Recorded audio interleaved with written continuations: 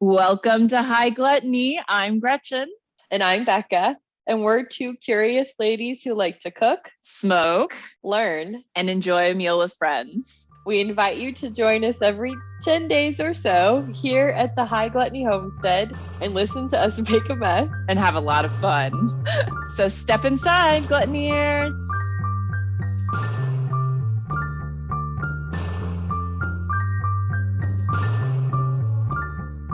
Hello, Becca. How are you today?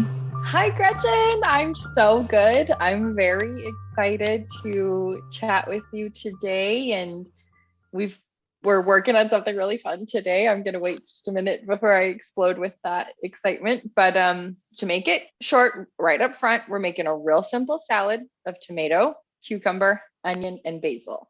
So we're only gonna have a little bit of a cooking time today, if you will, and then we're doing another really fun thing. But before we get into that, Gretchen, what are you drinking over there? I am drinking my extra special basil gin and tonic. I did a nitrous infusion on the gin with some high CBD hemp flower that I got from Grow It at Home because this year I am trying to grow hemp myself. So I ordered some flower and some plants. And so everything got here. So I'm excited to start playing with it. And we were going to do our basil gin and tonic. And I thought, well, you know what? I'll throw a little CBD in there. And I'm really enjoying this basil gin and tonic.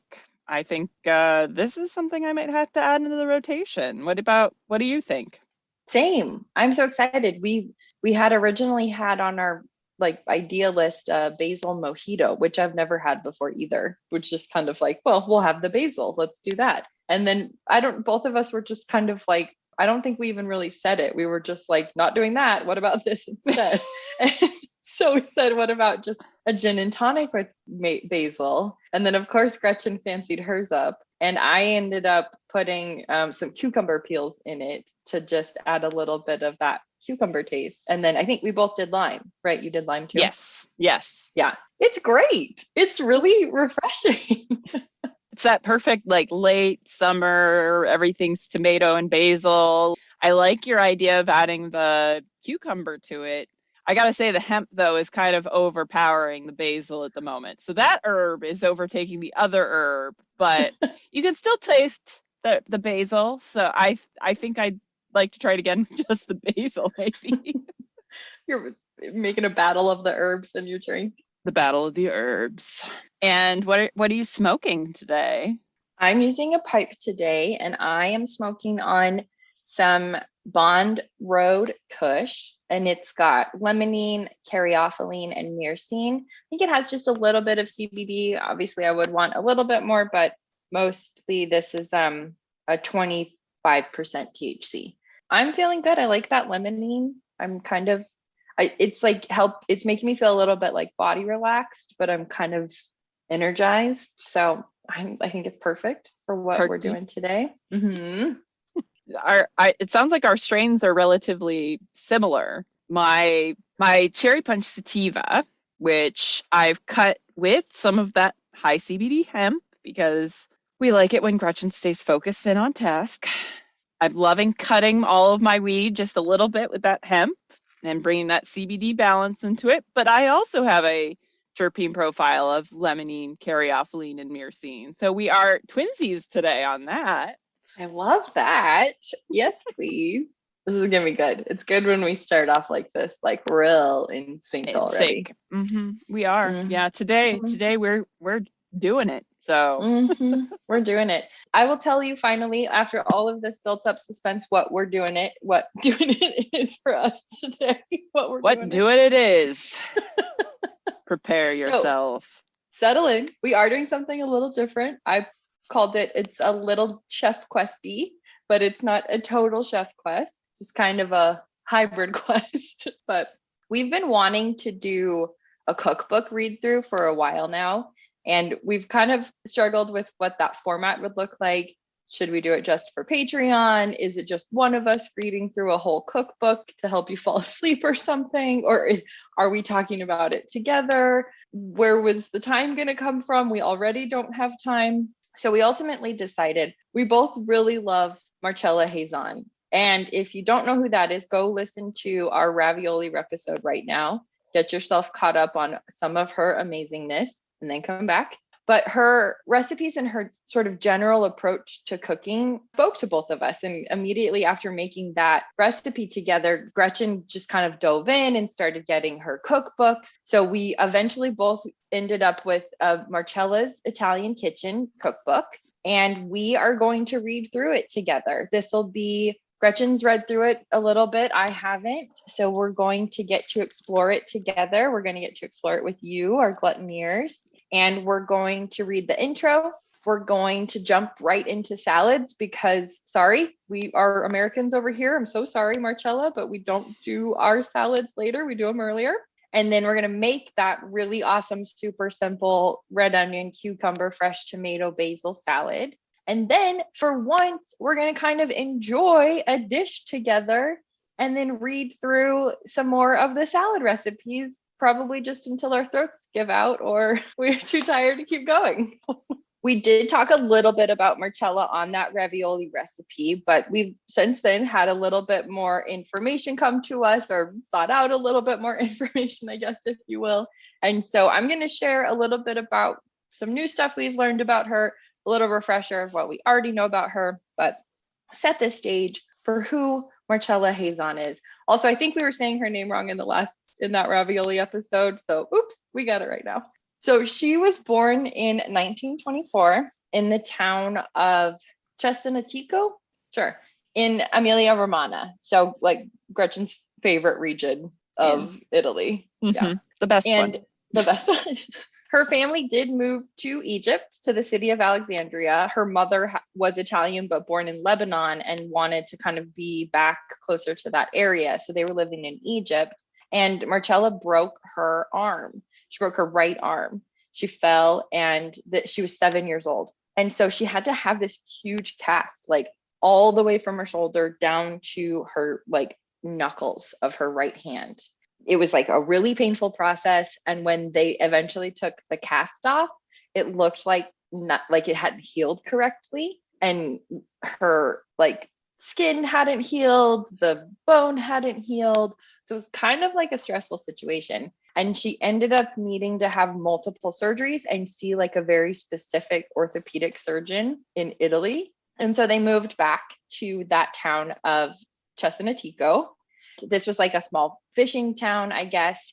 She did recover, but her hand never fully straightened. She like was able to use it, but this led to her not really spending time in the kitchen. She just never sought it out after that. And she does say that like literally everyone around her was cooking all the time. So she also never had a need to cook. That was what I came across. So I was going to be like, it sounded like she didn't need to because everyone else did. Yeah. Which, how lucky. Yeah, for real. Right? Especially with this influence of Lebanese cuisine and Egyptian cuisine and Italian cuisine, kind of like all in the mix already for her. During the war, I'm not sure which war that would be. I'm so sorry. I'm not good at history. But during one of the wars, she would prepare like gruel from water, polenta flour, mulberry leaves, and I guess that's it. And they would use this to fatten up the pigs. And that was kind of like the extent of what she really had spent her time cooking on. And she eventually decided to study biology instead. And she wanted to become a teacher, which she actually ended up doing for a while. So she's not cooking, she's into the sciences, she's like studying, she's focused on not food. And then she meets Victor Hazan, who she ends up marrying. And he's like the exact opposite. He's obsessed with food. He talks about food all the time. He just wants to constantly be cooking. And here she's like, I don't even know how to talk to you about food. And so his energy, though, I think kind of like sparks her interest. And they eventually move to New York. She's home alone. And it's the first time there's no one else to cook for her. And she's also simultaneously missing being in Italy and being with family and having that access to all these amazing ingredients and just Italian cooking in general. And so she decides to start cooking. She's going to teach herself. And throughout kind of like a process of her studying Italian cooking and cookbooks, she kind of felt like something was missing from that. And it wasn't quite exactly her experience of Italian food that was in these cookbooks that existed to date. And so she wanted to just kind of learn more about cooking in general, though. And at the time, they're in New York, and the only kind of cooking class she could find that was available in the moment was a Chinese cooking class. And so she takes that class. She's like, sure, I'll learn this. This sounds great too. And the teacher has to leave shortly after, but she'd been doing really well in the class. And the students ended up just like getting to know her and learning that she loved Italian food and wanted to make Italian food. So they just asked her to start teaching them how to make Italian food. And then she like eventually gets on the radar of a New York Times writer, and he interviews her. And it's kind of like from there, she's just able to write the books that she wants and focus on the things that she wants and just change America, basically. It said that she was kind of the person to bring, we mentioned this before, and I think this is one of the reasons Gretchen like really gravitated to her, but she's really responsible for bringing such a prominent use of balsamic vinegar to like the American table. And like Parmesan cheese previous to that, I don't think was used in the same freshness or capacity that she started using it. So she really has like a ton of influences, and obviously we'll go into that. But a lot of the things that we kind of think about as staples, like a lemon roasted chicken or balsamic vinegar or Parmesan,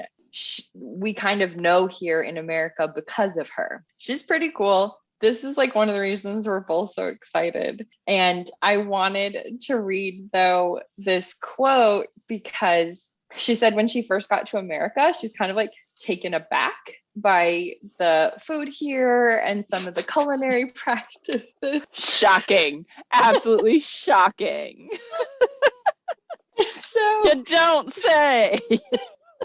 So she said, and this information comes from Wikipedia, the cookbooks we're using, and then a New Yorker article about Marcella. But it says, during her first days in America, Victor took Marcella to a cafe. Though he was a man with a sophisticated palate, he also knew how to enjoy America's simple gustatory pleasures. He had grown up in New York. He was Italian too, but he grew up in New York. So he's like, I know New York food. But she said when he poured ketchup over hamburger meat, she was appalled.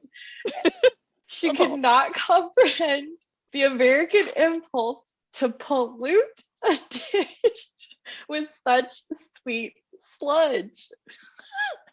I love ketchup. I'm not taking this personally, but that's so funny. I do love this anecdote for so many reasons. It just sets the stage for how she cooks and what is important to her with cooking. And it's enhancing and not like diluting. Yes. But she also said American supermarkets likewise flummoxed her with their produce and meats suffocating in plastic. The poor tomatoes were subjected to chemical malpractice, gassed, transported over a long distance, then hastened back to life like zombies.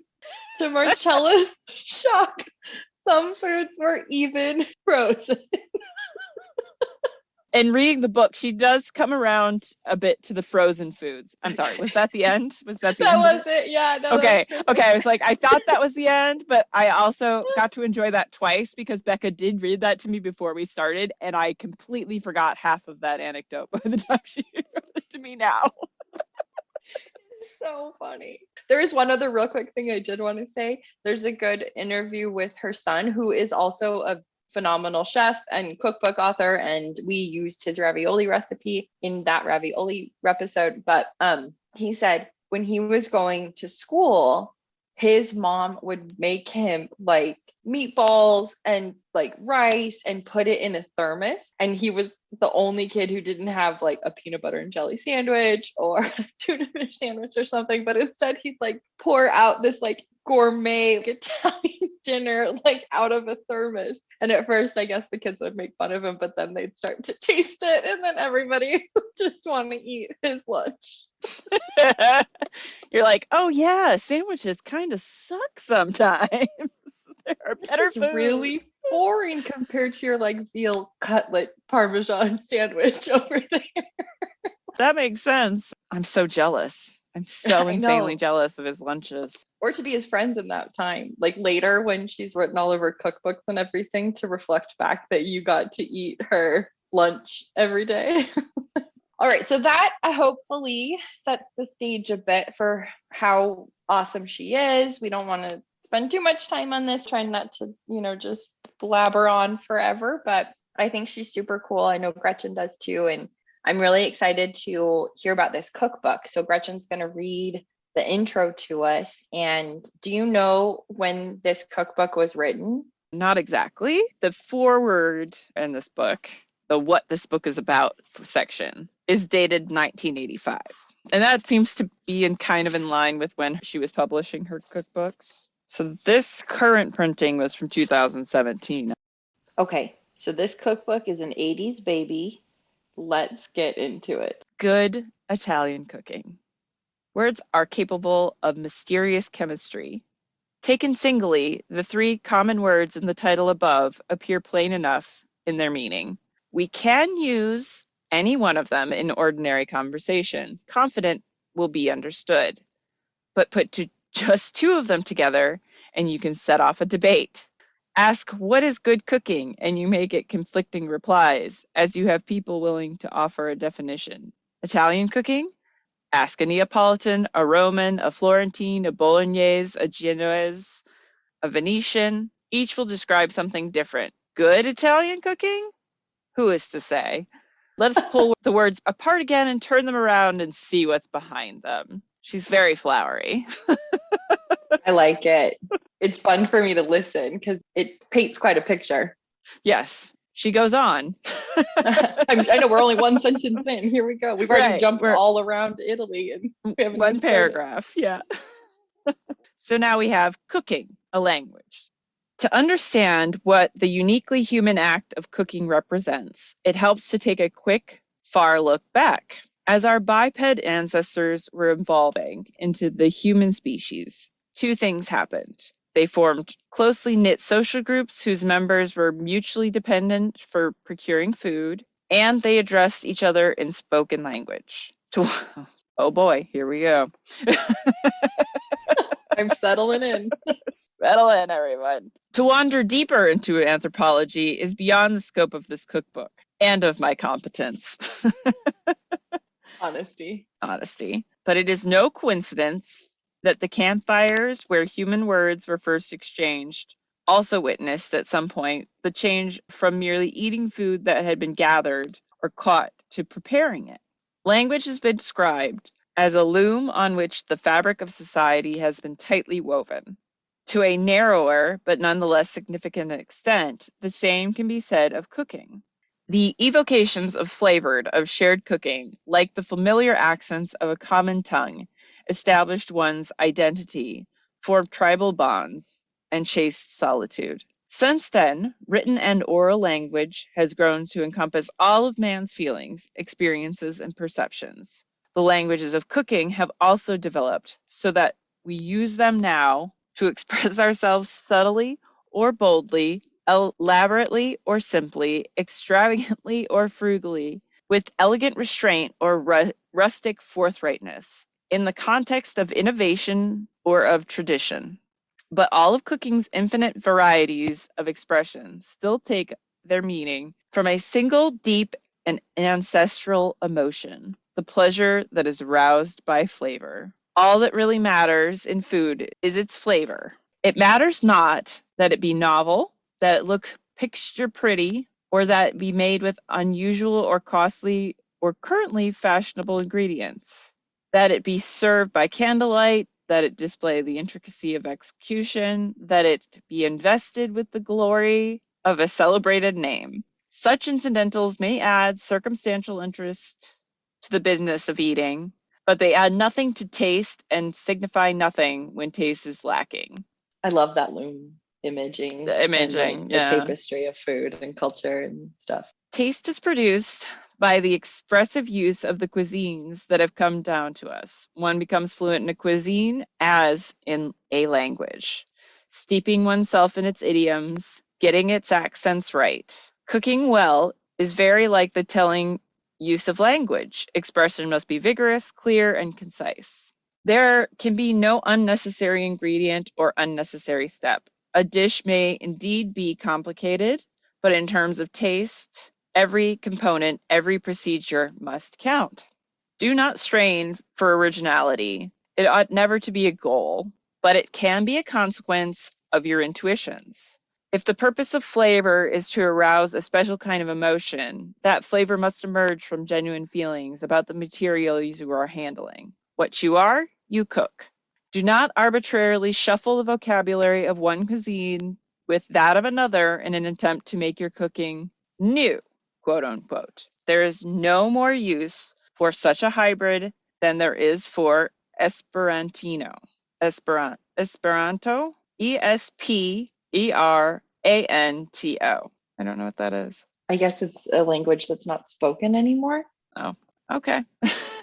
I don't understand it. If it's a language that's not spoken anymore, it's not a useful language. I can kind of understand the point, but it's like, that's an obscure reference. The cuisines available to us have all the flexibility we can handle with felicity and more variety than our invention can exhaust. I am not suggesting that one must cook in pedantic submission to unalterable formulas. I hope the recipes in this book demonstrate that I do not. I am suggesting that the discipline of a cuisine syntax, cadence, native idiom can make invention and improvisation eloquent rather than contrived. End of section. I think that's so beautiful. This imagery of food as a tapestry on a loom, and you can have different intentions and focuses and variations, but it's all kind of the same thing. You just make a different version of it depending on where you are and what you want. And I love that connection to language too, and kind of like grasping the full scope of a language and understanding the idioms and the nuances. She said, kind of like embracing the different spices and ingredients. And I love that. I think one of the things too that really stood out to me was when she said the purpose of flavor is, I think, to like emerge emotions. I don't know exactly if she said emerge, but something along that line, yes, to bring them forward, or I'll have to find it out. Yeah, but I think it's beautiful. I love this as a setting the stage for how she approaches all of her recipes and what she wants the person eating it to experience and feel. Well, I like the I want a print of this now that says what you are, you cook. I love that too. Continuing on then. Please.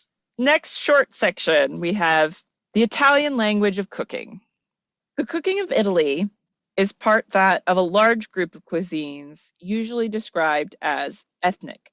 A more appropriate term, I think, would be vernacular. It is a colloquial family of cooking, spontaneous, pithy, spirited, direct.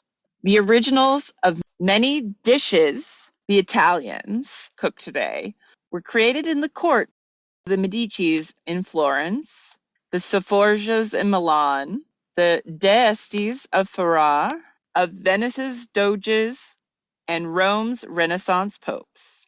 In Italy, they have long since been mingled with earthier, plain-spoken accents of the regional kitchens and rephrased to suit everyday popular usage. Italian cooking owes its vitality, its constantly fresh appeal, to this potent mixture of the patrician with the humble.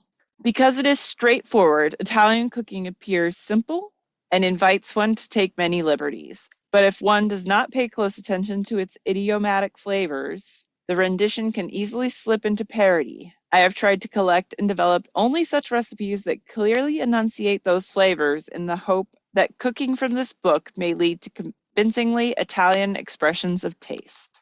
I love that bit. I love that too. I love that she says like the ongoing popularity of Italian cooking is because it has this like really great mix of patrician and humble. Mm-hmm. It's such a way to imagine like mixing of cultures and classes and stuff into food. I read this last night, probably for like the third time, and that really hadn't sunk in on prior readings of like pointing out that it probably started with the aristocracy, but then it would, it always does. It's like it starts up here and then it just proliferates out throughout culture. So this is like the common practice. Yeah, and all that regional influence, keeping everything like same, but just different enough that you can trace it back to real uniqueness. Yeah, and part of Italy is that it is so mountainous. It's not easy to get from one part like to the other. I mean, it's a lot easier now, obviously, but it's a hilly ass country. So things did kind of like it took a while for them to spread. And so you do see like these like little pockets, like where there's this thing that's popular, and then you go to this other pocket and like, this is popular here. And so it's really fascinating that I don't think I'm being very clear right now, but I'm thinking nice things. I'm having a good time. I love it. No, I totally understand what you're saying. It makes it all feel very special to each location. Exactly. She brings all that together really beautifully. Like it's the regional influences of Italy that like really kept it very simple and rustic. When I went to Italy, there were definitely nice restaurants that I went to, but it's all very like simple ingredient kind of cooking. I don't know if I was kind of expecting once I got there that it wouldn't be like that. So it still took me a little bit by surprise. It says a lot about Italian cooking in particular, that like that specific weaving together of ideas. Yeah, she said it beautifully or wrote it beautifully. And I love just generally, I love thinking about cooking as a language. Food is language, and you make, like you said, you cook what you are. And so you cook what you speak. And that is, I love that. It's great. I mean, it really speaks to the recipe that we're making today because it sounds so simple, but it also sounds so delicious and it has a kind of intriguing twist on it that even when we were picking it, we didn't realize was part of that salad recipe. Yeah. Can I read you what she has as a little bit of an intro into that salad that we're going to make? Yes, please. Okay. So again, this is I'm not probably going to say this in Italian, right? But it's the insalata di pomodori, cetrioli, cipolla or cipolla e basilico. Tomato, cucumber, onion, and basil salad. The salad tomatoes we use in northern Italy are usually underripe, even partly green, a practice that shocks most visitors from America. I've never known anyone, however, to have suffered from eating them. The reason we choose tomatoes that are not fully ripened is that we prize their firmness and slightly tart, sprightly taste.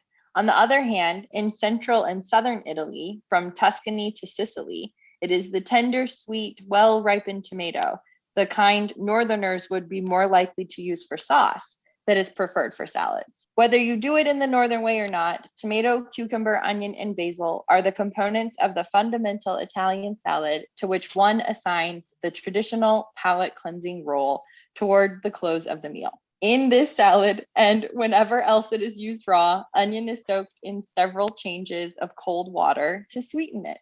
Okay, so it's 1 cup Bermuda onion cut into very thin slices, which we have already done. 1 pound of slightly underripe firm tomatoes. I couldn't really find underripe. Mine are just kind of juicy.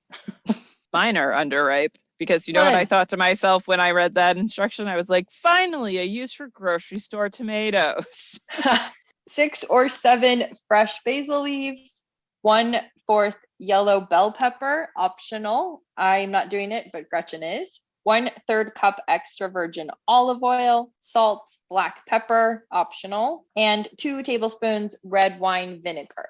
I'm not sure if you missed cucumber because we started talking about tomato, and I'm not sure if you actually said that there's 1 cucumber. So I'm I think saying I it did miss it. now. Yeah, one Okay. cucumber. Thank you so much. Okay. Good catch.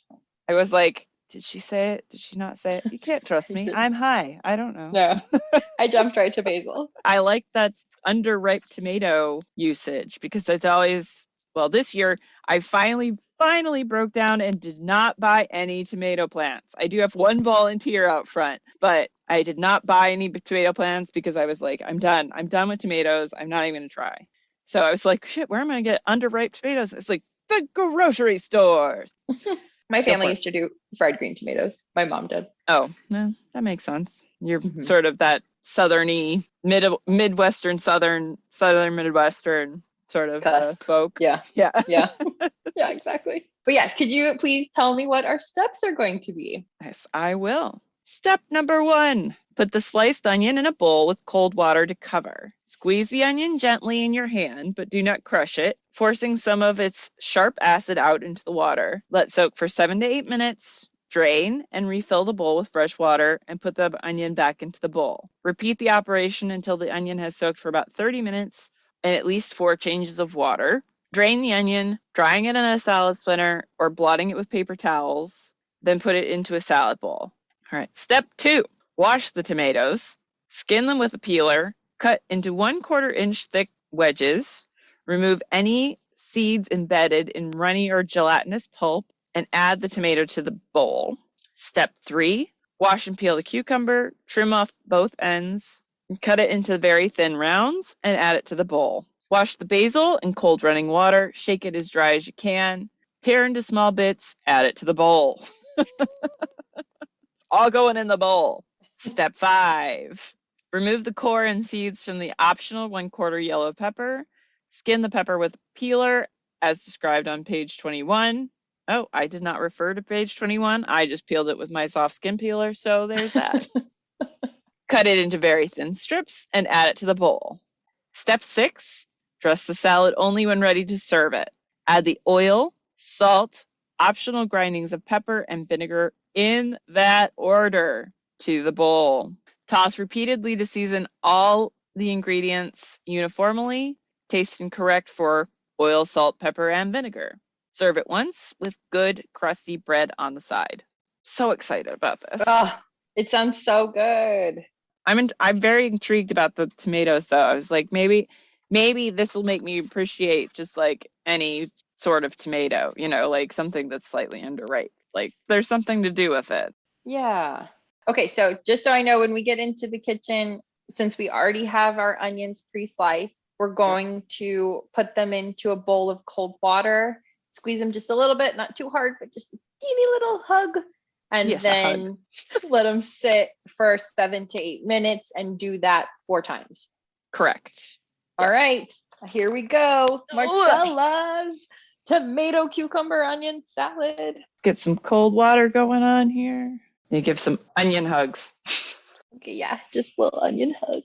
Onion hugs. Onion hugs. So I'm very interested in how I'm going to feel about this salad because, as you know, I don't really like onion, and red is a little sweeter naturally, right? So that one I can usually handle a little bit better. But like, I never eat raw onion. I'm intrigued because I've never done this before. So this is a whole new thing for me as well. So that soaks for 7 to 8 minutes. We'll drain it, refill it. Do we hug it again each time? I don't think so. I think because it was only specific on that. She just said to repeat, but I'll read it one more time to see if I need to interpret it differently. Okay. I'm going to start thinly slicing my cucumber while you are looking at that. How big are you cutting these thinly sliced cucumbers? I'm aiming for a maximum width of 1/8 of an inch. Okay, so pretty thin. Pretty thin. Okay.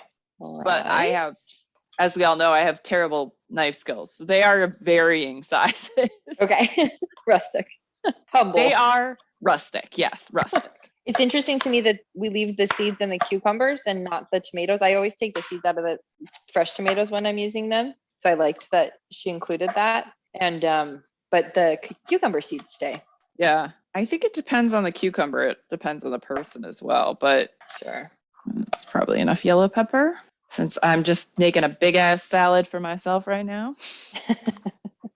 I found some beautifully underripe heirlooms at the store this morning. So Mm. The tomatoes are cut into quarters? 1/4 inch slices. Oh, Mine are mine are not going to be great for, okay. Yeah, I mine was are doing not, wedges. that's sort of what I'm doing. Okay. I'm sorry. I think you're right. It's supposed to be wedges, Oh, okay. Okay. but mine are not really well wedgeable. So you have strippy wedges. I have some weird ass wedges. Yeah. Taking the seeds out of this first quartered little guy.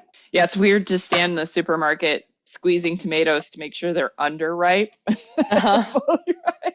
Yeah. And I'm Did you put that back because it's not ripe yet? Can I have it? I mean, tomatoes, once they're off the vine, there's no, That's it. yeah, you're done. Like it can't ripen anymore once it's off. That's why Okay. it's That not. timing is important. Yeah, these are some beautifully underripe tomatoes. Nice. Well, I've done it again. I've gotten myself really fucked up somehow. So Luckily, we don't have too much to do. we also need to change our water Okay. because I think it's been at least 10 minutes. So we Oh, overshot slightly. And we did learn that you have to give them a little hug after each water change. Okay, giving my onions some hugs. Everything else is ready over here, so I'm just waiting on my onion now. Okay, I have to cut 2 more tomatoes. Okay. All right, so this is our second round. Yes. Maybe we'll do 3 10s. Yeah, I think so. Okay. Okay. We don't want to disrespect Marcella, but we're also like, I mean, we don't want to be here forever. Yeah, we already overshot the first round. We might as well stick to that cadence. Could read the thing about fresh tomatoes while we're waiting, though. I guess That's a we good have idea. time. This is what Marcella has to say about fresh tomatoes. It is easy for us to forget that however good canned tomatoes may be, they are a substitute. The real thing is the true, fresh, ripe tomato. I know Italian cooks who never use tomatoes from a can, even in winter. Late in the season, they stock up on firm, ripe tomatoes, choosing a variety that is slightly larger than a cherry tomato, attached in clusters to its vine, from which they will be hung in a cool, dry, airy place. They will keep until the first tomatoes come on the market the following year. They taste marvelous. Try it if you have a cool cellar. A pity it's not a practice suitable in apartments or the overheated houses in which most of us live. In this book, there are several recipes that call for fresh tomatoes. Until recently, at least, genuinely ripe tomatoes have been such a rare item in American markets that I thought hard about suggesting canned tomatoes as an alternative or dropping the recipes altogether. In the end, I decided to keep them as they are. I rejected the canned tomato alternative because it would have failed to deliver the vital fresh taste required by the dish. However infrequently good tomatoes turn up, they do appear in their season. I know, because I have cooked with them in America. Therefore, on the understanding that only fully ripened seasonal tomatoes are used, the recipes to me seemed worth proposing. When the season reaches its peak, it is desirable to buy fresh tomatoes in quantity and freeze their puree for use in colder months. They will taste sweeter than the best canned tomatoes. Yum. I'm going to do another dump on the onions. Last round of hugs for our Last round of hugs for our onions. Okay. I'm going to taste one right now. Okay. Yeah, what do you think? I see what she's saying. A little sweeter? This piece was a little bit thicker. So it had like a part in the middle that was not quite as soaked. So that was quite sharp, but the outside definitely was much softer, sweeter. Yeah. Cool. So, okay. All right. So we've just finished off our final rinse on those onions, and we've added them to a bowl that we're going to mix our salad in. And now we're going to add the tomatoes, cucumbers, optional pepper, and basil into the same bowl. And then we're going to dress it. Awesome. You've already sampled the onion. I did. Yeah. Yeah. But I haven't tried it now that it's had 3.1 rinses. So let me try it again. Okay. It's a thinner piece, so it doesn't have as much of like a core, but yeah, like it really tones down that acid from the onion. Cool. Will be a little more bite on that end. I wonder what doing like 5 or 6 changes of water would do to it. Just make it even more mild. Yeah, I could go for an hour if that means right. all that acid's gone from the onion. But then she's pretty particular about the order of the dressing, right? Right. Of course, I'm now trying to interpret if it needs to be like you add the oil and you mix it, but I think it's just add the oil, add the salt, add the pepper, add the vinegar, then mix. Okay. So we're going to do oil first. Yep. Okay. And drizzling that over. That is a lot of oil. I know. Can't imagine I'm going to need more than that. Next, we are on to salt. And where did my pepper run off to? Oh, there it is. And vinegar. I did not measure my vinegar, by the way, because I have a feeling that I didn't need to. We are tasting to taste. We're adjusting to our own personal taste, is what I keep trying to say, and the words will not come out of my mouth. Now I'm mixing that all together, and I think that's it. Oh my gosh.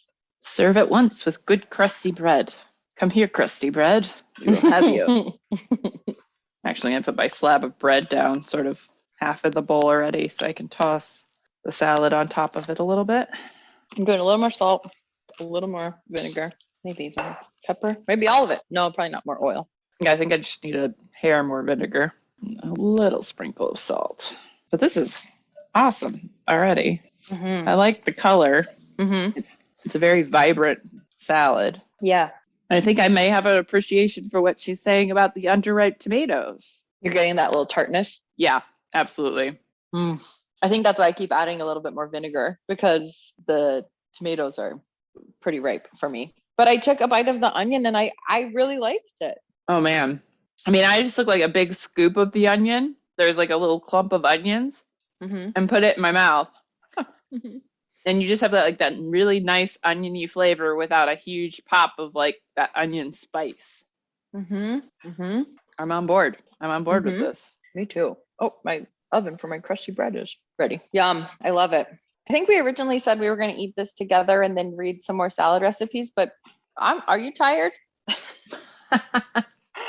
I definitely think that I just really want to eat this salad right now. I don't want to read any more shit. So so maybe this is where we call it a day. I think you all have had enough of us by now. And we're not done with Marcella.